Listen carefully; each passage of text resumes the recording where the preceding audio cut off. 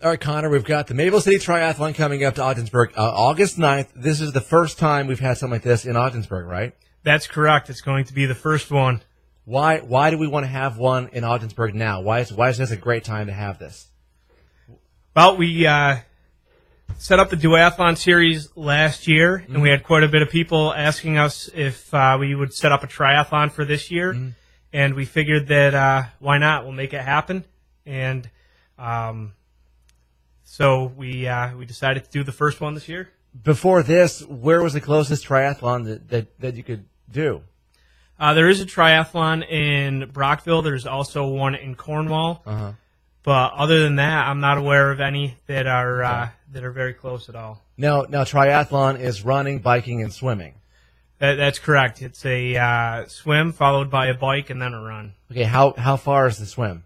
The swim is 750 meters, followed by a 12.5-mile bike ride, and you finished off with a 5K, which is a 3.1-mile run. Where does the swim happen? In the river? The swim's going to happen in the river at the boat launch down by the Dubisky Center. It's going to be a nice swim heading out towards the lighthouse. Then you're going to head towards the swim bar, or the sandbar, and then you're going to head right back into the boat launch. And then 12 miles on the bike, where does that start at and end at? The 12-mile ride is also going to start down by the Dubisky Center. Once you get done with the swim, you're going to head into transition, grab your bike. You're going to head out Isabella Street right onto the Twin Bridges. You're going to head down the Twin Bridges to State Route 68 up onto 37. It's going to be a nice out and back course, and it's going to be a nice ride out and back. And then the run will happen at what trail? Then the run is going to be starting at the Dubisky Center also. Then we're going to go over the new bridge. We are going to take Lake Street out to the trail, and we're going to turn around and head right back in. Okay, now you don't have to do all of these events yourself. You can have teammates?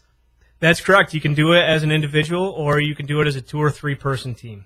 Okay, but you would do it by yourself because you're that kind of a guy. Yeah, absolutely. I would do it by myself unless, of course, there was somebody that was really jonesing to do it, and they were afraid of doing one of the events. Now, how long would this normally take an average person to do?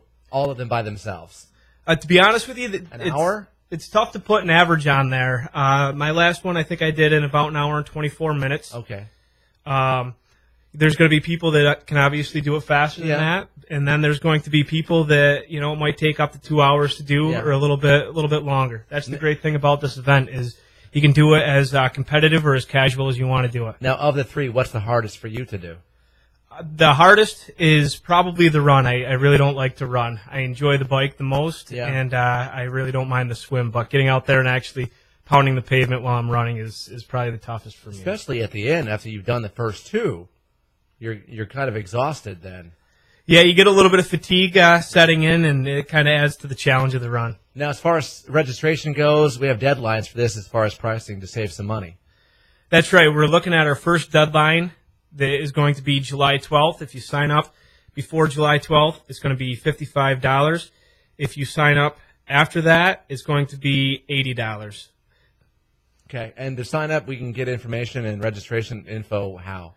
You can sign up 2 different ways. You can visit our Facebook page at facebook.com/CGSW Racing, or you can also go to runsignup.com and type in Maple City Triathlon and sign up right online. All right, we'll have links to this on our Facebook page as well. Thanks for coming in today, Connor. Thank you very much for having me.